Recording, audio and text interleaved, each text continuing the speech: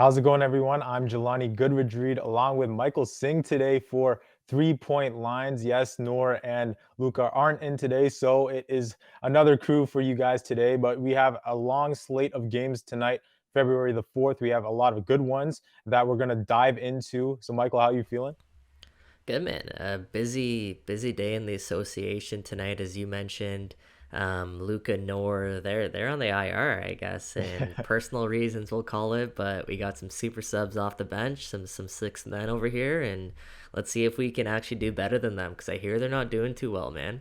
I know, yeah, it is a tough year in terms of the spread, a lot of upsets here and there. So we'll see how we do. But let's get right into it with the first game on tap. We have the Boston Celtics favored by 9.5 against the Detroit Pistons. Who's your pick? It's a big spread, man.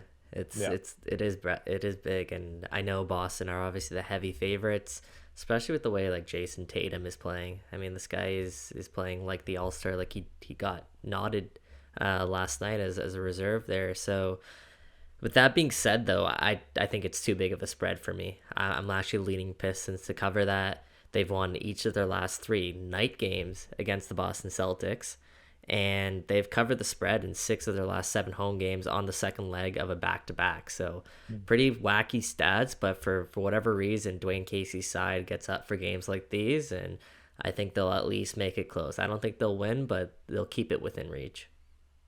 For me, I'm going with Boston. I'm looking at the Pistons. They have been struggling. Obviously, they are a younger team, so you'll understand that. But yeah, 7 of 9 have been in the L column in their last 9 games, and they haven't been that great overall on the year. What I would say, though, if you are going to go Pistons, they are actually better against the spread than Boston. The Detroit Pistons are 30 and 21 against the spread. Meanwhile, the Celtics are 26 and 27. So that would give you reason to go Pistons. But yeah, Boston, despite the fact they've been a bit inconsistent this season, I'm looking at them and their 3 game win streak right now. And I hope to see, some more work from their bench players. We saw Josh Richardson the other day have 23. He went for 8 of 12 shooting. So he had a nice night against the Hornets the other night on Wednesday. So if they could get more, production off the bench rather than, always relying on Jason Tatum or Jalen Brown, I think that we'll see them get this one done. So yeah, I expect the bench to show up, and I'm gonna go with Celtics. Starting off early, man. We're going right against each other. I like it. So we'll see which one is right tonight. I like the points you made, and to be honest, yeah, I could see Boston blowing them out. It's just that number Yeah, it is it big. gets you sometimes, man. Yeah, no, it is big. And we have seen this season a lot of these spreads that are, 9 or up have been, towards the dogs. The dogs have actually covered on a lot of those. So if you are going to go Pistons, you could get this one done tonight. Fingers crossed. Fingers crossed we do, or I do at least. All right, now let's move to the Cleveland Cavaliers. Now they are going to play the Charlotte Hornets tonight. The Cleveland Cavs are the underdogs, 4.5. Yeah, so this is one of the better games I think on the schedule for me. These are two Eastern Conference teams that have been in the top half of the East, or at least the playoff hunt for the majority of the season. I mean, both of these teams I'd chalk up as kind of surprise teams that no one really anticipated to be there. Maybe you had Charlotte there, but no one had Cleveland. Like, come Yeah, on. Cleveland. Like Yeah. Cleveland is such a shocker right now, and it's a little bit interesting that Cleveland's going into this one with that big of a spread as the underdog, 4.5 points. But regardless, I'm kind of leaning Hornets here, and the reason is because look, they've been really good at covering the spread in their last 10 games against Eastern Conference opponents. With they've covered that spread when they face teams who have a winning record. So they play up to sort of the level of their competition here. And Right. the home team in this one has won each of the Cavaliers' last 8 games. So when the Cavs are playing again on the road, they're not very good. When they're playing at home, they typically tend to be better. And this season, Charlotte, they've been money as the favorite. When they're expected to win, which honestly hasn't been too often because they have been sort of a surprise team, they're 11-6 as the favorite. Hmm. So I'm actually leaning Charlotte here. I know it's a little bit of a bigger spread, and I'm taking kind of a risk here, but I think Charlotte's going to come away with a 5 point win at least. Yeah, no, I agree with you. I'm going with the Hornets tonight as well. And I think, LaMelo Ball, he's had a great year, but we just saw the all-star teams, Yeah. the reserves come out, and Darius Garland of the Cavs, he's there. He's averaging obviously 19 and 8 this year. He's having a nice year, but LaMelo, he's off the team. He didn't make it. He's averaging similar numbers, 19 and 7. So he's going to want to prove a point tonight, I think. Saying to everybody that I could do the same things that Garland's been doing this year. And he also has Charlotte playing, pretty nice basketball. They're in the top 8 in the Eastern Conference right now. So yeah, I'm going to go with the Hornets tonight. I do look at the fact that they are the best in terms of scoring points. They average 114 per game. And yeah, the Cavs, they are really good in terms of point differential, being in the top 4.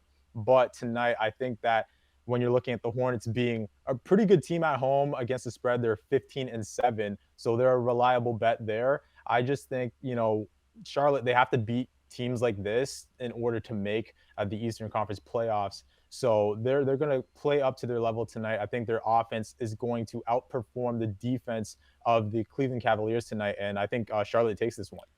Yeah, and speaking of that playoff hunt, as you mentioned, I mean, the teams that are currently in eighth, seventh, ninth, 10th, they're all on fire right now. And that includes the Boston Celtics, the Atlanta Hawks, the Toronto Raptors, who actually just leaped ahead of Charlotte and are now in Right. seventh, and the Charlotte's in eighth.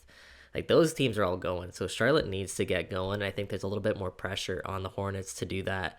And I love that LaMelo Ball shout. Like this is a guy who we know the Ball family. Like they take things like this personally. Yep. And with the spotlight on LaMelo tonight, I'm expecting a show. He's one of the best players in the NBA, in my opinion, one of the funnest players to watch.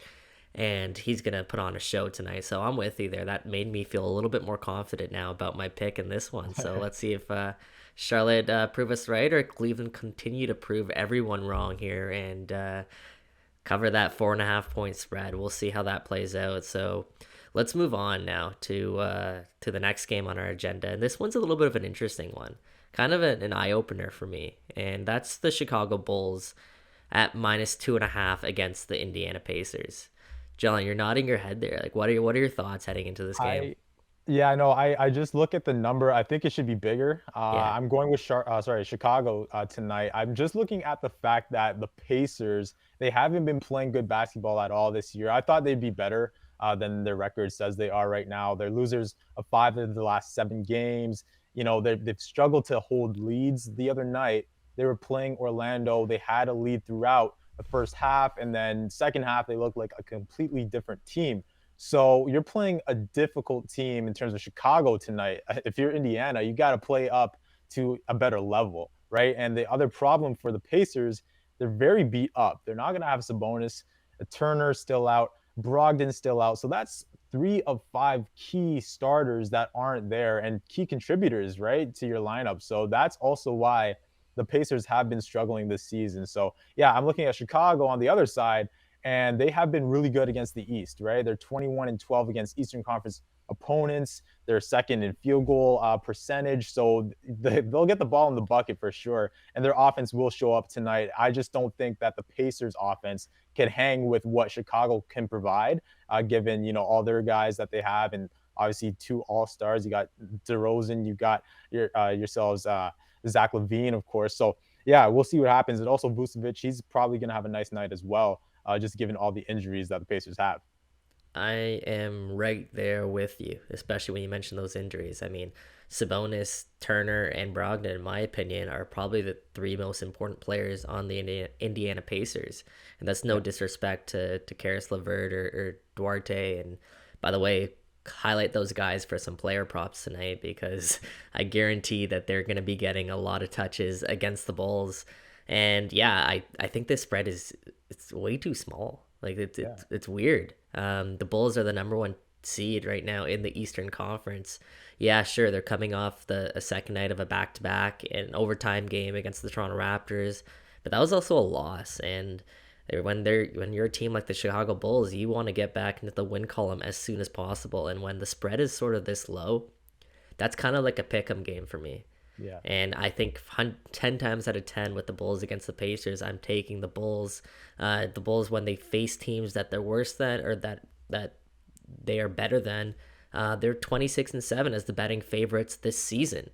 And against Eastern Conference opponents, they've covered 14 of their last 18 games, especially when those teams have had a losing record. So the Bulls, once again, I think they're the clear pick here. And I know Luca and Nor probably say this a lot. It could be a trap game, Yeah, but could be. I just don't see the catch. Yeah, no, me neither. Like the Pacers just been very inconsistent. They haven't played good basketball during the season in Chicago. I mean, there's stiffer competition here than what Indiana just dealt with Orlando the other night. But now let's move to the Atlanta Hawks. They are underdogs tonight against the Toronto Raptors. Raptors favored 2.5. Do you agree? Vegas is giving Raptors a lot of respect. They've caught on to what the Raptors have been doing, and for me, this is another game that could be one of the best of the night Yeah, overall. I mean, the Hawks they're on fire. They're 8-1 in their last 9 games, including a massive win over the Phoenix Suns last night, snapping Phoenix's 11-game winning streak, and Atlanta did it in style. I mean, that game really wasn't too tight near the end of it, and you have to look at someone like a Trey Young, who is back into the Atlanta Hawks lineup. He scored 43 points last night against the Phoenix Suns, and their one loss over that 9 game stretch was, of course, to the Toronto Raptors on Monday night. But right. there's a big asterisk beside that because Atlanta didn't have Trey Young. They didn't True. have their best player. And DeLon Wright was the guy who stepped up and had to fill in. But DeLon Wright is not Trey Young, as Raptors fans know very well. With that being said, though, I say all those positives for Atlanta, but that's without mentioning what the Raptors have done. I mean, the Raptors right now, they've won 4 in a row. They've beat the Miami Heat twice. They've beat the Chicago Bulls. They've beat the Atlanta Hawks. They beat Right. really good Good teams. basketball teams. And they've managed to stay competitive in every game that they're playing. And with Nick Nurse currently riding his 6, 7, maybe 8 guys right now, he's playing like it's a playoff game. Yeah. That's his mentality within every one of these games. So the Raptors got the better of Atlanta on Monday night. I'm having a hard time picking one in this one, but I can't bet against the Raptors here because they just proved me wrong. I've bet against the Raptors the last couple of times and it hasn't gone well. So I'm gonna say Raptors cover that 2.5 point spread. Yeah, no, I agree with you because there are a few times when I think the Raptors aren't going to cover or aren't going to win, and they end up doing so, right? So I'm going to go with the Raptors tonight. I do understand the Hawks have been playing good basketball. They're on a second night of a back-to-back, so that is important because they are 3-6 on the second game of back-to-backs, and the Raptors are 6-3. So it's on the flip side, right? And Toronto, I think that their defense will be huge tonight. I think that they'll probably limit and shut down a lot of the key pieces that Atlanta has. Atlanta does have a top 10 offense, so that is a key note. But I think Toronto can show up defensively. And that's what we saw at times. When they needed stops during that game against Chicago, they managed. During the games against Miami, they managed. Against Atlanta, the other time they did manage. So they have been having good wins. You did mention some of them as well. They also beat Charlotte recently. Their momentum is there, right? The Raptors have the momentum. Also, the Hawks do as well. But I think the Raptors will come up big tonight and have a great performance. And in terms of the road, I think for Atlanta, they haven't been as good of a team on the road as they are at home. They're 10-14 on the road, so that's something to watch. Trey is obviously coming back. That's going to be huge, right? That might provide more hope for bettors on the Atlanta side, obviously with his 27-9 on the year. But yeah, I think that Toronto, they just beat Atlanta. They know what they could do. I think obviously not having Trey there was obviously different. It was of course different in terms of the matchups, in terms of the game itself, the complexion of the game. But tonight, I think with the momentum that the Raptors are having, I think they're gonna have a good offensive night, but definitely the defense. I'm looking at the defense tonight, and I think that's going to be the difference. Yeah, and John Collins is questionable for Mm. today's game because he had to leave last night with a shoulder injury. He did say after the game that he would be good, but if not, you never know how you wake up in the morning. And if not, he's a key piece for Atlanta Hawks team. He had so much Yeah. versatility to that offense, and he does a lot of little things that go unnoticed. And he's a good ball mover as well, and kind of helps take a little bit of pressure off of Trae Young. So Raptors have really good perimeter defenders as well. As we know, OG can step up if he needs to. Freddie and Gary Trent Jr. have been doing it all season, and Trae Young's also prone to turning the ball over quite a bit. Yeah, a So lot. Yeah. Raptors are probably going to be jumping a lot of those passing lanes, and they can definitely hurt the Hawks in transition. And last thing on that note, just to kind of help us out here and make us feel better about this one, the Hawks are just 3-11 in their last 14 games against the Toronto Raptors. So Interesting. the Raptors have their number. And if they can pick up another win, another playoff mentality like win, it'll also separate them a little bit from the teams that are chasing them. So it's a big Yeah. one for both teams. And I hope the Raptors, we're talking about this next time, and the Raptors are winners. Yeah, and just a quick shout out to Fred VanVleet, All-Star. Shout Love out to it. him. He's the first undrafted All-Star since Ben Wallace in 2006. So just had to shout him out there. Can't wait to see him out there in Cleveland. But now let's move to the Houston Rockets and the San Antonio Spurs tonight. We have the Spurs being favored by 5. Yeah, this is an interesting one here for me because on the one hand, like the Spurs are the heavy favorites. They've been playing better of late. They've been getting bodies back. Um, but 5 points is pretty significant for a team that's still under 500. Right.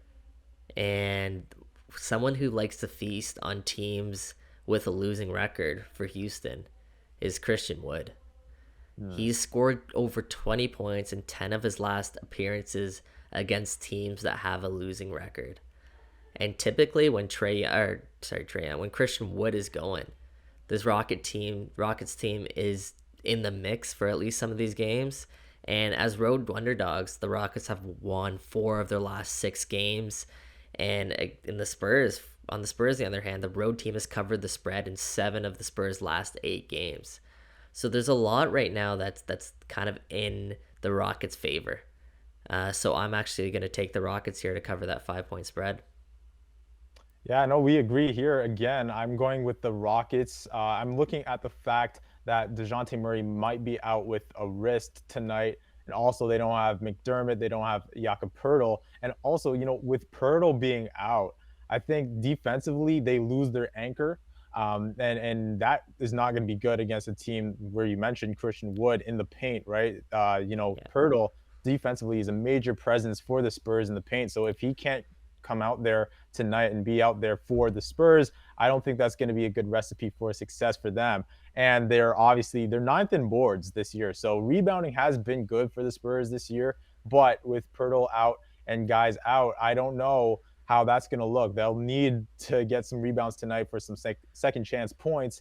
But yeah, I'm going to go with the Houston Rockets tonight. I hope that Jalen Green can step up. Right, he had a nice night on Wednesday against the Cavs, 21, 5, and 5. So if you could get production from Green in that area and similarly to that, I think that the Rockets will definitely be a road team that will walk out of here with a win. And in this matchup, the road team has won the first 2 meetings. So yeah, we'll see what happens tonight. But the 5 number might be a bit big for San Antonio, just given how they've played this year, the inconsistency they've had, and also certain injuries they've had. So yeah, I'm gonna go with the Rockets tonight to cover. Yeah, and Kevin Porter Jr. is also starting to find his stride a little bit. I Yeah. believe there's now 3 or 5 straight games with at least 16 points. So if they're getting contributions from him, I know a lot of guys are also trying to inflate their value ahead of the trade deadline. Talk about Tice and Eric Gordon, who always seems to be rumored to be on the Yeah. move here. Always. I think the Rockets are going to find a way to at least cover that 5 point spread, if not, perhaps even steal a win. So let's continue, as a lot of games, as you mentioned, in the NBA tonight. So next up we have the New Orleans Pelicans, and they're taking on the Denver Nuggets. Jelani, talk to me. What do you see here? I see the Nuggets getting this one done. Jokic wasn't playing in their last matchup with a toe injury, but he wasn't on the injury report. So it looks like he'll be out there tonight. Obviously, a huge difference. He is in the MVP discussion once again. Denver is also starting a 3-game homestand. I think they'll get this one done and start that homestand off on the right note, on a right note. And as for the Pelicans, look, they're just not that great this year. Like I just have to say it like it is, right? They are 5-0 against the spread in their last 5 meetings in Denver on the road, so that's nice. But they're over, in terms of the head-to-head matchup this season, they are 0-2. So they've already dropped two to this team. You don't have Garrett Temple. Hernan Gomez might be out as well. And then you're looking at Josh Hart. He's questionable for this one. So those are other key contributors for the Pelicans who, they need some, contributions from guys out there, especially against a team in Denver who has, guys that could definitely show up in certain spots. So look, the Pelicans, they did beat Detroit recently, but they haven't really had much success against playoff teams or against better teams in terms of, teams being over 500. They haven't had a lot of success against those type of teams in terms of the last month and the last few weeks. So yeah, I'm gonna go with Denver here. I'm just looking at the fact that Jokic is back. That's gonna be definitely a huge difference. And yeah, New Orleans offensively, who's gonna show up for them? That's the question here. In terms of them probably stacking up with what Denver can provide. Yeah, give me Denver. I'm with you. I'm with you all the way there, and for all the reasons that you listed, and also the Pelicans, they rely heavily against on Jonas Valanciunas on Yeah. JV down in the post, but I think he's going to go up against the best big man in the league right now in Jokic, and it won't be easy for him to get many points out there. So for that reason, I'm going to also take Denver to cover the 6 point spread. The Pelicans have lost 8 of their last 9 games against teams that have had a winning record, so they don't play well up to their competition, and they're also 11-29 as the underdog this season. I mean, Wow. they've probably only been the favorite like 5-6 times, Yeah. but still, that's not good. And the supporting cast, I mean, Will Barton is done really well to fill in for Jamal Murray and kind of mitigate that gap. And as well, Aaron Gordon has come into his own. This is a guy who scored at least 16 points in 5 of his last 6 appearances after being held to single digits in the previous game. So there's another one to watch out for. And Jokic, as you mentioned, scored more than 29 points in each of the Nuggets' last 5 games as favorites against the Pelicans. So I'm loving Denver here. 6 point spread. It's a little bit big, but the Pelicans, as you mentioned, are just not very good, especially without Williamson. So I'm with you. Let's both go Denver there. Yeah, let's go Denver. And now let's see who we go here. We have the Nets. They are underdogs by 3.5 against the Utah Jazz tonight in Salt Lake City. So who's your pick?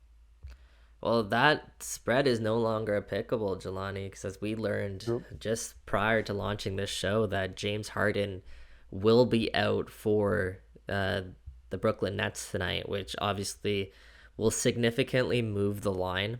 Yeah. The updated spread isn't out as yet, so of course Vegas is still working on that to see kind of how that'll play out. But before that, I was still going to take the Utah Jazz tonight. Mm. Brooklyn's in shambles right now. There's no Yeah. other way to put it. Without Kevin Durant, this team is not the same. And I know they're gonna be on the road, so Kyrie Irving will be in the lineup, but they've lost 6 straight. That's that's tough, Yeah. especially when you're a team like Brooklyn, who is supposed to be as good as they are. The Nets have really, I mean, aside from those 2 players, that they're I keep saying it, but they're not very good, man. Yeah, no, Like, let's just say it. Yeah. yeah, they don't have a lot of depth, and if Katie's not in the lineup, I think they're not even a playoff team. I'll call it, and that's with Mm. Kyrie and Wow. James Harden, especially because the East is super competitive, man. It Like the is. East has some really good teams, and I don't think without Kevin Durant, they're one of those teams. And Utah, on the other hand, you're looking at the return of Donovan Mitchell tonight. And this is a team that still got it done without Donovan Mitchell as a favorite this season. They're 30-16. Mm. So I'm Wow. leaning towards Utah and their depth and the way that Mike Conley's playing as well. It's tough to bet against this Utah Jazz team. Yeah, I know. I'm going Utah. I also had the Jazz even before this matchup. I'm concerned when I look at Brooklyn because going into the year, a lot of people, including myself, thought that this would be the team in the Eastern Conference to beat. But there's just a lot of inconsistency that I'm seeing from this group. I know that Kyrie being in and out of the lineup has a lot to do with it, but it's also the play of James Harden, who's obviously not going to be playing tonight, but he hasn't been James Harden at times this year, and no KD, that's huge. That's your guy. That's the face of the team. That's the guy that has been leading the league in scoring when out there. So not having him out there tonight is going to be huge. And definitely no Harden. That definitely will change the line as we will see down the stretch today. But yeah, in terms of the depth that the Brooklyn Nets have, I'm not impressed with it. Look, they have a lot of young guys out there who do try to contribute, but not up to the level that the Nets need them to be at. And also, you're mixing that up with a lot of older vets. So I just don't know what their depth and what their bench, their reserves can do tonight. Utah, look, they haven't been consistent either this year. Look, you thought that Utah would be probably a better team than what they've shown at the start of the season, but yeah, I think tonight getting back Donovan Mitchell, that is a big, big mark for them. That's a big plus because you know what he can do out there on the floor. Another all-star nod, of course. You do understand that there's no Ingles out there. He's out for the season, ACL, and Gobert still out. But having Mitchell there will be the difference because when he did go down with that concussion, they went 2-6 without him. With him, they are a much better team. So I'm gonna go with Utah definitely tonight, and also because they are at home, they are a good team at home. It's a tough environment for the Nets as well. So yeah, give me Utah tonight. Yeah, and Mitchell is one of the few players in the league that can potentially go punch for punch with Kyrie Irving. And Yeah. Kyrie's going to get a lot of touches on the ball tonight. He still hasn't returned to that Irving level that we're accustomed to because obviously all the time that he spent out and his inconsistent ability to get into the lineup for protocol reasons. So I'm with you there, and I think Utah will cover the 3.5 point spread. That being said, this could all change if Utah all of a sudden is 9 point favorites, let's say. Yeah, no, that'd be Which, too big. yeah, exactly, right. So what is that threshold for you for how many points do you think Utah will cover tonight? Tonight I think definitely because Harden's not there, I do anticipate the line to even go up to maybe let's say 5, 6. Uh I huh. think that's a lot of stock put into James Harden, and rightfully so because it is Harden. So yeah, I think Utah tonight. I have them winning by. I think it will be a close game. Actually, I don't think it's going to be a rout. I'll give them. I'll give them like 5 points tonight, probably. 5? Yeah, I'm probably with you there. I think anything more than that is a little bit too much because Kyrie Irving's still Kyrie Irving, Yeah. and he's gonna have an opportunity tonight to showcase that he is still around. He is still here. Claxton's playing a lot better for Brooklyn there, and I still think they lose, but I don't think it'll be a complete blowout. As you mentioned, the Jazz are also missing some key pieces. Yeah. So yeah, I think anything above 5.5 is probably a little bit of a stretch there for me. Yeah, no, we agree there. And now let's move to the second last game of tonight. We have the Philadelphia 76ers and the Dallas Mavericks. A pretty nice matchup, to be honest. The Dallas Mavericks are favored by 2 at home. Yeah, so the 76ers are balling right now. They've won 8 of their last 9 road games. Of course, Joel Embiid has been playing like a Huge. different type Yeah. of, I don't know, machine out there. Especially when facing actually Western Conference opponents. This guy scored at least 36 points in 4 of his last 5 appearances Wow. against the West. Wow. Philly is rising up the Eastern Conference. They're doing it without Ben Simmons, and they're showing that, hey, maybe they should go out and make a splash this season to capitalize on really what is an MVP type of season for Joel Yeah. Embiid. I think they should. Um, the Mavericks, on the other hand, they've failed to cover the spread in 11 of their last 15 against Eastern Conference opponents. They don't like playing against Eastern Conference opponents. We saw that with the Raptors earlier this year when they went over to Dallas. They gave Dallas a hard run for their money. So I'm liking the 76ers as dogs tonight. They're 10-10 this season as the underdog, but this is just a slight 2 point underdog. So I'm Yeah. actually leaning 76ers here to cover tonight. Yeah, I'm going there as well. I'm looking at Dallas, and my question for them is, can they contain Embiid somehow? Like no one has this season because Embiid, obviously, he's in MVP discussions right now. Probably is the MVP right now, the way he's been playing, and how the Sixers are so reliant on what he can do. But with no Kristaps, because Kristaps will probably not be out there once again.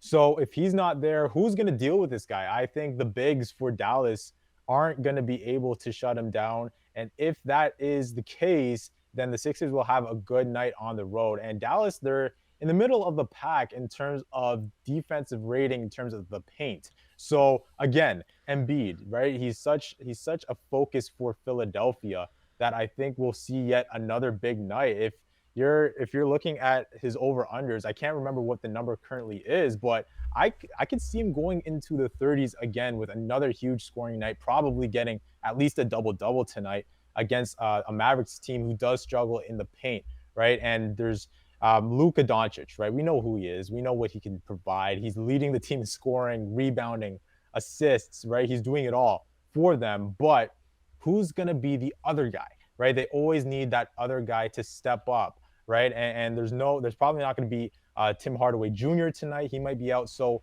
you might be without two of your top four scorers in terms of Hardaway, in terms of Kristaps Porzingis. If you don't have those guys out there, who's going to step up? Will it be Brunson? I'm looking at him possibly, but if that's the case, I mean, they're probably not going to have an offensive night where they could stack up with what Philadelphia can provide. So I'm going to go with Philly here, and I expect another big night from Embiid. And of course, Luka's going to do his thing, but it's just who will be the secondary guy and secondary option tonight for the Mavs. That over under for Embiid is set at 31.5. 31. I'm going over. Yeah, I'm honestly, I'm going to go over, to be honest with you. Yeah, he's been playing exceptional basketball right now. And you have to look at him and say, is he the real MVP right now? Because he has been playing up to that level right now and he's looking dominant. So I don't know if the bigs of Dallas can hang with him tonight. No. yeah. No sign of Embiid slowing down here. And I think it's what you said. It comes down to the supporting cast as well. Because Embiid's going to Right. get his. We know Luke is going to find a way to get his. But if you look beyond that, and then you're looking at someone like a Tobias Harris, who this guy over the last month has refound that rhythm that he had last year, where he was one of the most consistent go-to secondary scorers in the NBA. So Tobias Mhm. Harris, and then I got to give a shout out to Tyrese Maxey. I mean, Yeah, this he's is a been playing guy well. that wasn't expected to be a starter for the 76ers this year. Obviously filled the role of Ben Simmons admirably and hasn't looked back since. So I think Philadelphia right now are comfortable taking their time with the Ben Simmons dilemma because of someone Yeah. like Tyrese Maxey who has stepped up and he's been like on fire of late as well. So if you're comparing a big three, let's call it, of Joel Embiid, Tobias Harris, and Tyrese Maxey against Luka Doncic, Jalen Yeah. Brunson, and who else, like Dorian Finney-Smith, you're taking the 76ers big Sixers. three Yeah. 10 No times doubt. out of 10 right there. So for that reason, especially as underdogs heading into this one, I think the 76ers got this and I think they'll win this game. Okay, and now the last game tonight, we have the Thunder and the Portland Trailblazers live from Portland tonight. Portland is favored by 8 points. It is a big number, but the Thunder have been struggling. Do you agree with this, Mike? This one's a really tough one for me because we're picking between two very bad teams. Listen, the Thunder are really, really, really bad. Yeah, But the Portland Trailblazers are also really, really bad. yeah, not that much better. Nope. They're So, not that much better than the OKC Thunder right now. And I know the big factor here is that OKC will be without Shea Gilgeous-Alexander, who obviously is their superstar. But then you have guys like Josh Giddey and Lou Dort, and even someone as a lesser known commodity, Trey Mann, who has been yeah, Sherman, stepping up and playing well for the Thunder. I think the Thunder have actually won their last two games without Gilgeous-Alexander in the lineup. So for me, that's a big spread, and I think I'm actually leaning towards the OKC Thunder here. I know CJ's back in the lineup, and Anthony Simons, if I'm pronouncing his yeah, name correctly, that guy's an yeah, absolute baller. I Yes. think both those guys in the backcourt are terrific. Nurkic is, I mean, he's going to get his, but I still like OKC because that number is so big. I think OKC will lose, but I think they'll keep it within reach tonight. How about you, Jelani? What do you think? I'm going the other way. I think Portland has to be the pick here. I know that the 8 is pretty big of a number, but yeah, there's no shout out to my fantasy team. There's no Shea out there tonight for the Thunder, so that's tough. I know they have won some games without him, and they have been playing pretty well in their recent matchups. But Portland, they have a team, despite the fact that there's no Dame Lillard, they have a team that features guys on the starting lineup that manage to score points, and they all contribute as a unit at times. And they rank eighth in the NBA in terms of starters averaging 78.2 points per game. So when you're getting all that, the scoring from your other guys that aren't Damian Lillard, that does make the difference here for me.